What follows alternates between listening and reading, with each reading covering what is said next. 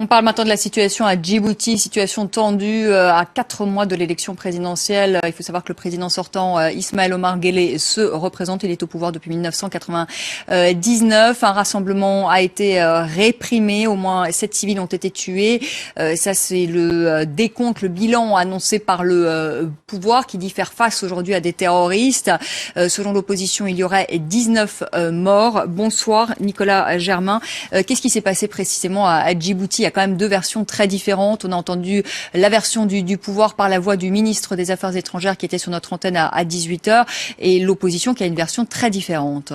Donc ça s'est passé hier lundi près de Balbala, c'est juste en dehors de Djibouti-Ville. Il y avait une cérémonie traditionnelle et donc selon les autorités, ils ont voulu déplacer cette cérémonie et c'est à ce moment-là qu'il y a eu des violences. D'après les autorités, il y aurait 7 morts dont 6 tués à coups de machette. Alors quand vous parlez à l'USN, la coalition de l'opposition, c'est une version complètement différente. Eux, ils disent que la police est arrivée à cette cérémonie où il y avait beaucoup de membres de l'opposition, qu'ils ont ouvert le feu, que 19 civils ont été tués. Ils disent que plus tard, il y avait une autre réunion de l'USN, qu'ils ont encore une fois ouvert le feu et qu'il y a eu de nombreux blessés. Évidemment, ces événements, ils sortent pas de nulle part. Ça fait des mois qu'il y a des tensions politiques à Djibouti. L'opposition dit qu'il n'y a pas de dialogue politique. Et puis surtout, l'opposition est furieuse puisque le président Ismaël Omar Guelleh, en place depuis 1999, à l'époque, il avait succédé à son oncle déjà, eh bien, il vient d'annoncer il y a quelques jours qu'il allait briguer un 4e mandat l'an prochain. Et donc, l'opposition est furieuse et aujourd'hui, elle lance un cri d'alarme, un cri d'aide à la communauté internationale. Alors justement, cette communauté internationale, on ne l'entend pas beaucoup. Pourquoi? On n'a pas entendu de condamnation de la France, pas de condamnation des États-Unis. Pourquoi?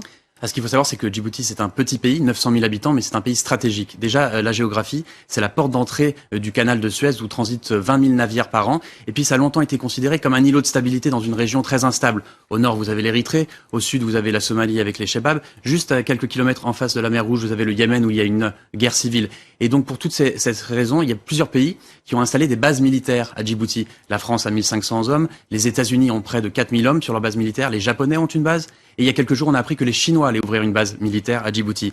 Et évidemment, toutes ces bases, c'est la ressource principale pour le gouvernement. On estime que tous ces pays donnent 100 millions d'euros par an à Djibouti pour pouvoir rester là. Donc maintenant, la question, c'est qu'est-ce qui va se passer si le régime se durcit? Est-ce que ces pays, vont fermer les yeux ou non? La France s'est quand même exprimée aujourd'hui, ce mardi. Elle a dit qu'elle suit avec inquiétude les événements à Djibouti. Merci beaucoup. Merci Nicolas Germain. Et comme à Djibouti, au Congo-Brazzaville, il y a eu également une modification de la Constitution parce que le président Ismaël Omar Guelleh avait modifié la Constitution en 2010.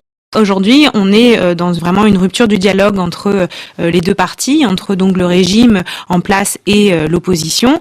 Et ce qui s'est passé est très très flou. On a très peu d'informations, ne serait-ce que sur le nombre de blessés, sur le nombre de morts et sur le contexte.